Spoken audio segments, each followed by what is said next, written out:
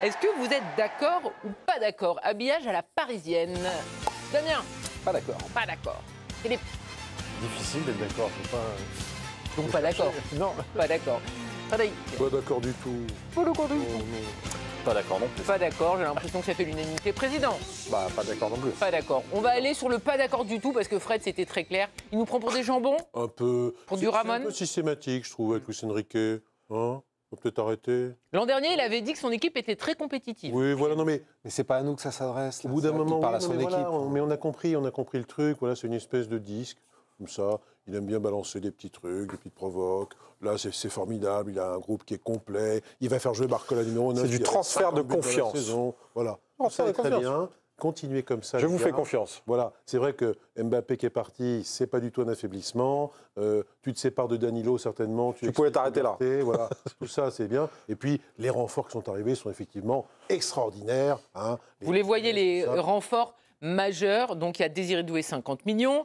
Il y a Willian Pacho, 40. João Neves, le Portugais, 60. Et donc, le gardien de but, Après. Safonov, à 20 millions. Mais Damien? est-ce que tu mets un paxif sur des types qui sont plus ou moins connus, Oui. pour certains peu connus, Oui. que ça en fait des grands joueurs. Oui, bah là, de toute façon, oui, on est plutôt sur du pas très connu, là. Voilà. On est... Mais en D'accord. revanche, Damien, il le prix. Hein. vous dites Enfin, c'est pour son vestiaire. OK, mais l'an dernier, il nous avait dit exactement la même chose. Il avait dit, je suis très contente de mon effectif, Mais etc. souvenez-vous dans quel contexte on était. C'était un contexte où Mbappé était à la cave. Dans le loft. Il était dans le loft.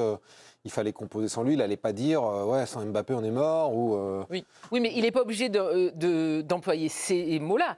J'ai une équipe qui s'est améliorée sur toutes les lignes. Il ne faudrait pas Sur qu'il les quelle regrette. ligne Faudrait pas qu'il les regrette au mois de janvier. Quoi. Sur quelle ligne il s'est renforcé? Sur aucune?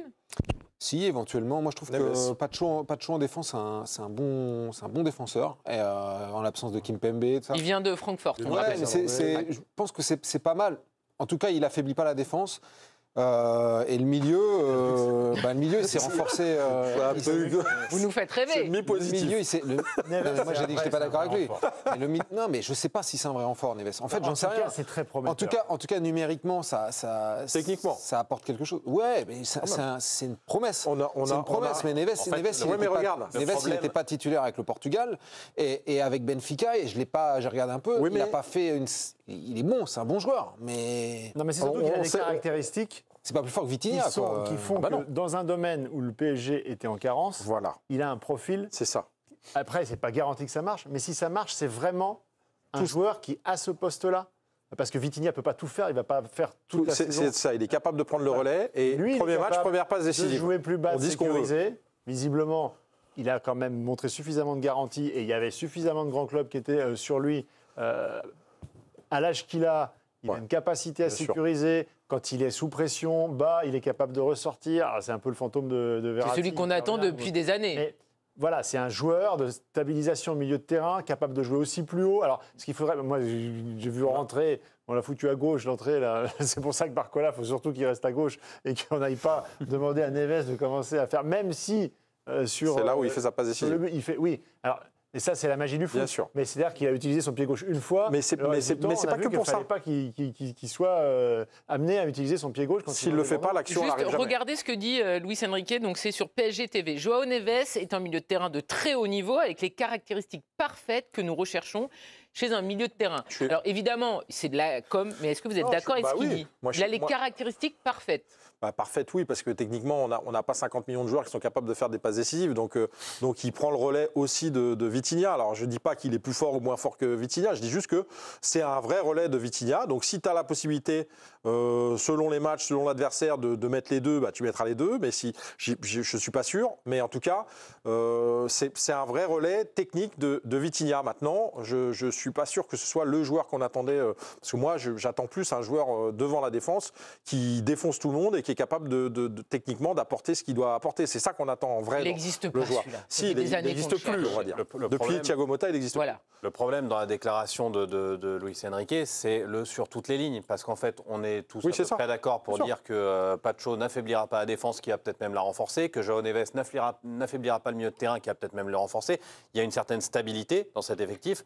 Le problème, c'est que d'un côté, devant, tu perds Kylian Mbappé et tu perds un des juste top ça, 5 c'est joueurs du monde. Donc déjà, sa phrase, elle est Tu pas perds quasiment 50 buts. particulièrement crédible. Et puis tu peux même choisir aussi le rôle de gardien de but, parce que quand tu perds Navas et que tu le remplaces par Savonov, peut-être que Savonov est excellent, mais ça reste à prouver qu'il ait le niveau et la carrure de Navas, quoi. Et pas de chose, je ne suis pas totalement convaincu que ce ne soit pas un affaiblissement, parce que pour l'instant, Lucas Hernandez, il n'est pas là par rapport à l'an dernier. Oui, sera pas il là revient en de blessure. 2025.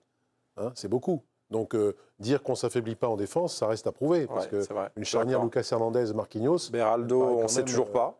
Oui, Beraldo, on ne sait pas, mais bon, s'il joue à 3, pourquoi pas. Kimpembe, on ne sait pas. Charnière, Lucas... non, mais en tout cas... Personne ne m'a parlé de la recrue la plus chère, Désiré Doué. Hein, c'est celui qui a coûté... Non, c'est Joao Neves qui a coûté cher. C'est le deuxième, Désiré Doué. On ne va pas demander à Désiré Doué Non, déjà le leader... On ne lui demande rien, mais qu'est-ce que vous espérez de Désiré Doué? Désiré Doué, c'est Barcola l'année dernière. J'espère ça, voilà. C'est Désiré Doué, c'est Barcola l'année dernière. J'espère qu'il prenne la mesure du club dans lequel il est, qu'il ne se laisse pas inhiber par ce club. Et qui continue la progression qui est la sienne depuis qu'il est pro à Rennes, quoi. Et je pense qu'il est capable de faire comme Barcola. Il en a les épaules. Ouais. Philippe, il faut qu'il s'inspire de Barcola. Plus que Barcola qu'un Ekitike, quoi. Je pense qu'il est plus proche de Barcola que d'Ekitike. Écoutez Philippe, merci. Il a un profil technique, c'est un joueur qui a émerveillé. Moi, je sais que j'en ai souvent parlé avec notre correspondant à Nantes, à RTL, Philippe Audouin, qui a toujours vu, comme beaucoup de gens, énormément de qualité chez ce joueur. Et donc, on pouvait pressentir que la marche, il allait la franchir. Maintenant, elle arrive vite et elle arrive à un niveau de transfert. Ils n'en sont pas responsables, mais on l'a dit 100 fois l'an passé. C'est cher. Ou d'autres joueurs portent ça sur les épaules. Il y a une pression. Barcola s'en est affranchi avec beaucoup de brio. Tous les joueurs à cet âge-là ne sont pas capables de le faire. Donc, c'est tout ce qu'on espère pour lui. Il est français, il connaît le championnat, mais bon, il sait aussi que porter le maillot du PSG, peut-être que ça peut être compliqué, on verra, on espère que non. Eric, l'an dernier, ça c'était l'équipe type donc, du PSG sur la saison 2023-2024. On a vu, donc au Havre, c'est pas l'équipe type encore, hein, mais on a vu déjà certaines recrues. Pour vous, c'est de bon augure ce que Luis Enrique est en train de faire avec Luis Campos, hein, parce qu'il a dit aussi dans l'interview que voilà, ils étaient vraiment en symbiose avec Luis Campos, que d'un joueur qui n'avait pas vraiment envie de venir, ils n'en voulaient pas. Ça me paraît assez rassurant. Donc, c'est cohérent ce que fait le PSG sur ce mercato. Moi, il me manque quand même des choses. Mais aujourd'hui, j'ai envie de dire que sur ce qu'on a pu voir et observer la saison dernière et ce qu'on n'attendait pas forcément la saison dernière, tu finis en demi-finale de Ligue des Champions, tu gagnes tout ce que tu dois gagner. Tu es éliminé par Dortmund. Oui, évidemment. Mais il n'empêche que Dortmund, c'était pas non plus. C'est un couac quand même d'être éliminé par Dortmund. Oui, bien sûr. Par rapport à la gestion de l'aller-retour, oui, je trouve que c'est un couac, évidemment. Mais donc non, ça laisse augurer des choses positives qui arrivent. Évidemment, la perte d'Mbappé va devoir se remplacer. Donc là, est-ce qu'on est capable de remplacer? Est-ce que en fait, le problème de ce Paris Saint-Germain aujourd'hui, et c'est pour ça qu'on est un peu, c'est qu'il y a plein d'interrogations en fait. D'interrogations sur les joueurs qui doivent finir les actions, est-ce qu'ils sont capables de prendre le relais, les joueurs qui remplacent au milieu de terrain. Par exemple, je prends l'exemple de Fabien Ruiz, qui a fait un Euro extraordinaire. Est-ce qu'il est capable de refaire la même chose à Paris? C'est une interrogation. C'est une interrogation, c'est ça le truc. Donc, c'est parce que ce qu'il nous a montré avant et ce qu'il nous a montré à l'Euro, c'était fabuleux. Donc j'espère vraiment que tu vas récupérer le même, qui ne sera pas Carbo déjà, et que tu vas récupérer le même et qui va faire ça. Donc il y a plein d'interrogations, c'est ça le problème. Neves, je veux dire, si le milieu de terrain est au niveau de ce qu'a proposé l'Espagne et qu'à chaque fois qu'il est en possession du ballon, il a... il n'y a pas Rodri au PSG aussi. Mais 2 ou 3 dixièmes pour avoir le temps de réfléchir, c'est un immense milieu de terrain. Bien sûr. Si le milieu de terrain est en difficulté et que comme dans tous les grands matchs la saison passée où il a été aligné, il se retrouve avec 1 ou 2 joueurs sur le paletot et qu'il faut sortir le ballon de haut but, il sera mauvais comme l'année dernière parce que son profil n'est pas celui-là. Fred, il n'y a aucune star qui est arrivée cet été. Il y a 3 ans, les supporters du PSG, ils auraient tiré la gueule. Aujourd'hui, on a l'impression que ça passe crème. Il y a une forme de résignation, oui, j'ai l'impression, comme si aussi les supporters avaient compris le projet. C'est-à-dire qu'il y a un changement de logiciel, il y a un changement de logique. Bon, comme il y a eu cette espèce de parcours, je trouve un peu inespéré en Ligue des Champions, parce que la première phase est quand même très inquiétante sur certains matchs, comme à Newcastle ou à Milan. Et c'est passé par un trou de souris. Inattendu, ouais. Par un penalty. Quand même que pas se voiler la face, c'est un miracle. Newcastle à la 90 plus 6.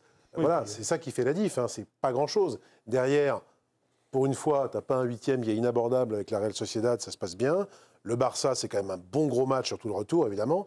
Voilà. Et je trouve que ça, même si Dortmund, effectivement, c'est un couac, ça change complètement l'analyse du truc, où tous les tâtonnements qu'on a vus en Ligue 1 notamment, et en Coupe de France, parfois, c'est presque comme s'ils étaient oubliés. La gestion Mbappé, que je n'ai pas trouvée fabuleuse de la part à la fois du club et même de l'entraîneur, tout ça aussi, on dirait que c'est passé par profits et pertes. Et on se dit, tiens, c'est des jeunes, ils sont assez sympathiques, pourquoi pas? On va voir, parce que, et en plus, ils soupçonnent vaguement que ça pourrait suffire quand même pour gagner le titre, une équipe comme ça. Après, ce qu'il faut porter au crédit de Paris depuis un an, ce qui n'a pas toujours été le cas, ce qui n'a même quasiment jamais été le cas les années précédentes, c'est qu'ils font vraiment ce qu'ils disent. C'est-à-dire qu'ils ont annoncé de la stabilité, et je vous ferai remarquer que c'est la première fois depuis très longtemps qu'un couple directeur sportif-entraîneur entame une deuxième saison ensemble. Ça n'est pas arrivé. Et se parle. Et se parle au moins sur le sportif. Ça n'est pas arrivé. Donc il y a cette stabilité qui ne peut pas faire de mal au club. Il y a ce projet qui est défini comme étant sur le collectif et aussi sur les jeunes. Alors sur le collectif, je trouve ça super avec Luis Enrique. Sur les jeunes, c'est bien, mais il ne faut pas non plus que sur un club comme Paris, ce soit que des jeunes. Parce que la pression. Parfois, il y a une responsabilité derrière ça. Donc moi, je trouve que l'absence d'un vrai patron, il y avait un très bon papier dans l'équipe sur le renouvellement des leaders et des tauliers qui va devoir s'opérer. Mais comment l'absence d'un Thiago Motta, les Thiago Motta, les Maxwell, les Matuidi, les Ibra, les Cavani, les Mbappé maintenant. Même Danilo. Les figures fortes, bien sûr. Tout à l'heure, effectivement, Danilo, c'est un très bon exemple parce que c'est un joueur qui déjà, d'une part, a dépanné très régulièrement, polyvalence, derrière, milieu de terrain, et poids dans le vestiaire. Oui, très écouté. Pour toutes ces questions-là, quand tu vois les joueurs partis et les joueurs en difficulté ou blessés, on parlait de Lucas Hernandez ou Kimpembe, dont on ne sait pas si on croise les doigts, mais il y a beaucoup d'interrogations sur ce niveau d'expérience, sur ce degré de responsabilité. Au premier couac, on se dira, il n'y a pas de leader. Voilà. Se séparer après, de Danilo dans ces conditions-là, je trouve que c'est très dangereux. C'est le dogme de Marquinhos. Je trouve que c'est les limites de Mais Marquinhos, on dit toujours que c'est pas un leader, pas un capitaine. Par l'expérience, c'est quand même lui qui a le plus d'expérience. Marquinhos, t'as Donnarumma qui pourrait jouer ce rôle. N'oubliez pas Hernandez. Mais Donnarumma, Hernandez aussi. Eric. Ok. S'il est mis en concurrence avec Safonov, ça va être compliqué. Et aujourd'hui, il n'y a pas de numéro 1, il n'y a pas de hiérarchie établie.